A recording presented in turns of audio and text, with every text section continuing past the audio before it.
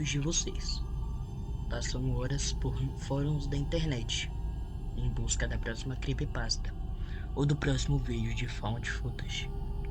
Nós nos acostumamos com o terror digital, com monstros criados em telas de computador. Mas eu te pergunto, você já parou para pensar o que assustava os seus pais? No que os seus avós Por que os seus avós trancavam as portas antes do pôr do sol? O Brasil é um país construído sobre camadas de silêncio e superstição. Antes do Wi-Fi, o medo não vinha de um link.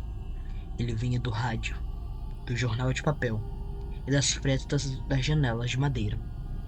O folclore brasileiro nunca foi bonitinho. Ele nasceu com uma forma punitiva, uma espécie de polícia invisível que moldava o comportamento do povo através do pânico puro. Eu não acredito muito nessas coisas. Eu busco mais a lógica, o fato e os registros.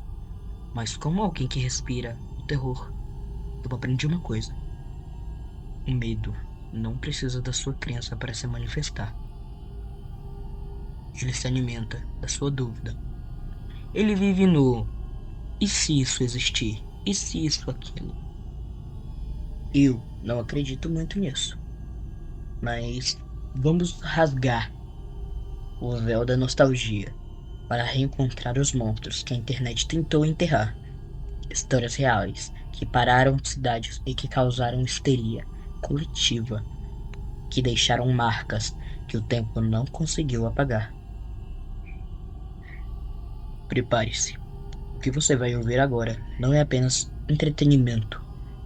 É o resgate de um pesadelo que ainda pode estar escondido sob seu telhado.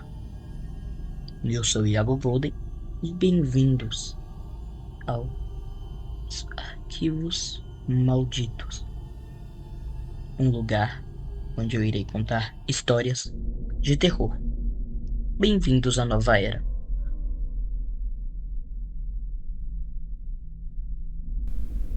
Maio de 1975. São Bernardo do Campo. O que nasceu ali não foi humano. Imagine o terror dos médicos ao ver uma criatura com pele de couro, olhos vermelhos como brasas e uma cauda pontiaguda que chicoteava o ar. O jornal Notícias Populares não mentiu.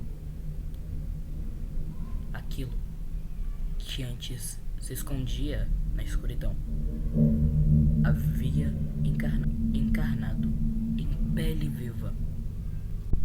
Dizem que este bebê falava línguas mortas ainda no berçário, amaldiçoando quem ousasse olhar para ele. Quando tentavam prendê-lo, ele escalou as paredes como uma aranha e saltou pelos telhados. Por meses, o ABC paulista viveu sobre o som de garras arranhando as telhas durante a madrugada. Ele não era uma má formação. Ele era uma punição. Ele ainda está por aí, escondido nas frestas das casas velhas, esperando o próximo dia das mães para se revelar.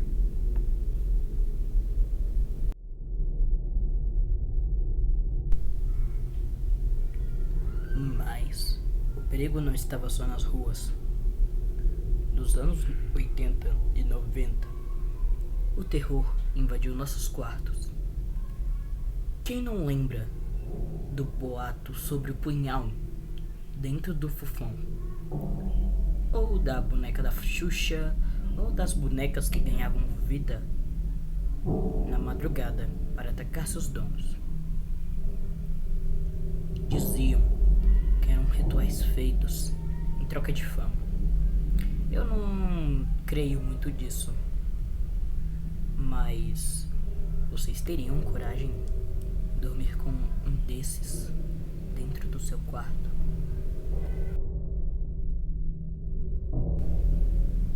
Eu acho impossível você estar com uma idade um pouco elevada e até hoje nunca ter ouvido falar da loira do banheiro. Essa lenda no Brasil é uma das lendas mais famosas.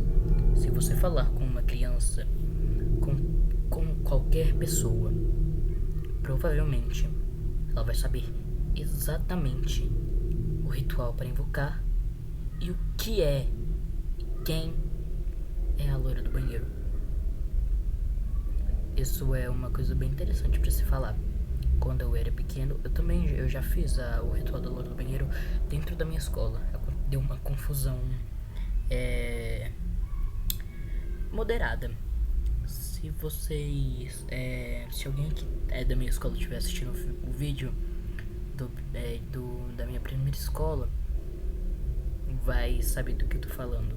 Aquela história foi bem engraçada a propósito, mas nada de funcionar, só as luzes falharem por conta que tava acontecendo um temporal no dia e era uma sexta-feira 13.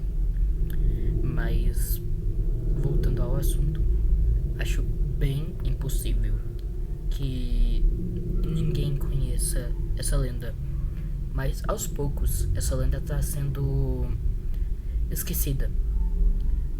Muitas pessoas estão parando de lembrar o que é a loira do banheiro, quais são as lendas clássicas do Brasil. Mas é meio difícil disso acontecer. Agora é um dos mais marcantes em meu ponto de vista. Eu já vi provavelmente vocês que estavam vivos, estavam com tipo 7, 8 anos, uma idade de aproximadamente nessa idade, vocês devem ter ouvido falar da febre dos palhaços assassinos, que ocorreu em 2016. Começou em agosto de 2016, nos Estados Unidos, com relatos de pessoas fantasiadas de palhaços com aparência aterrorizante em locais isolados, assustando transeuntes durante a madrugada. A tendência se espalhou rapidamente através das redes sociais, criando uma onda de histeria coletiva, que chegou no Reino Unido e posteriormente no Brasil. Ondas de avistamento começaram a ficar mais frequentes, que atingiu seu pico em 2016, com relatos de aparições em várias cidades, incluindo boatos em São Paulo. Como falando sobre os boatos de avistamentos aqui no Brasil, Iago mesmo, eu já vi um desses palhaços na rua. Era um cara fantasiado, só que ficava na minha... Era na minha cidade que eu morava. Muitas dessas aparições foram impulsionadas por vídeos virais, brincadeiras de mau gosto, em alguns casos, campanhas de marketing para filmes de terror. Embora o termo palhaço assassino seja comumente associado a filmes de terror, a febre ou surto de avistamentos reais na vida cotidiana teve seu ápice nesse período de 2016.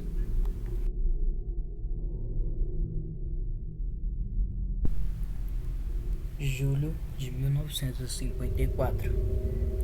Aeroporto de Haneda, Tóquio. Entre a multidão, um homem muito bem vestido, de aparência caucasiana, apresenta seu passaporte. Mas quando o oficial de imigração olha o documento, o mundo parece parar. O país de origem: Tauret.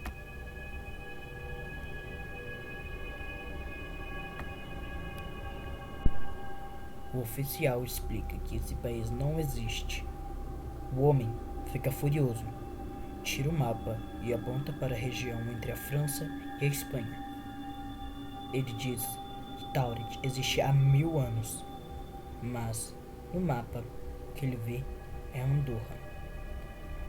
Para ele, nós éramos intrusos.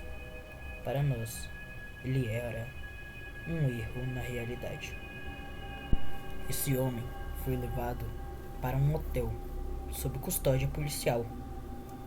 2 guardas ficaram na porta do quarto, no 15º andar. Na manhã seguinte, quando abriram a porta, o quarto estava vazio. As janelas estavam trancadas por dentro e não havia saída. Seus pertences e o passaporte impossível também sumiram da sala da alfândega. Seria ele um viajante no tempo? Ou alguém que atravessou uma fresta entre dimensões e por erro do destino foi parar na nossa? Ele não era um fantasma, mas talvez, agora mesmo, ele esteja sentado ao seu lado, em uma realidade que você não pode ver.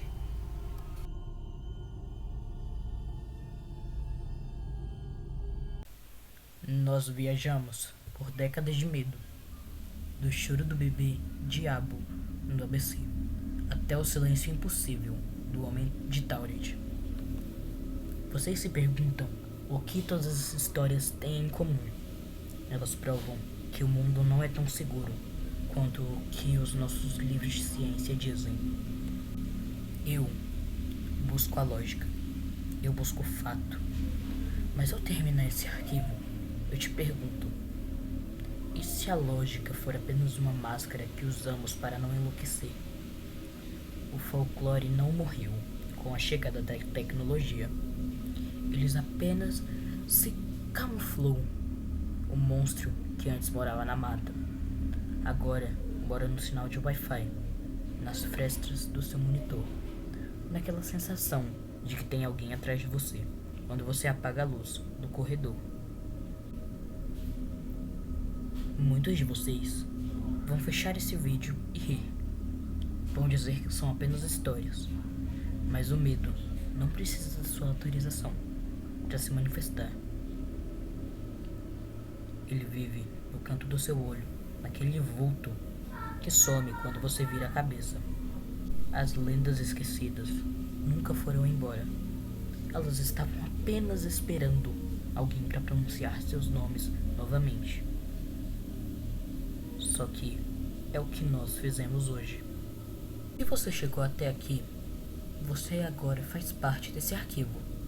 Se você sentiu o gelo na espinha ou se lembrou de alguma história que seus avós contavam, deixe seu relato aqui nos comentários.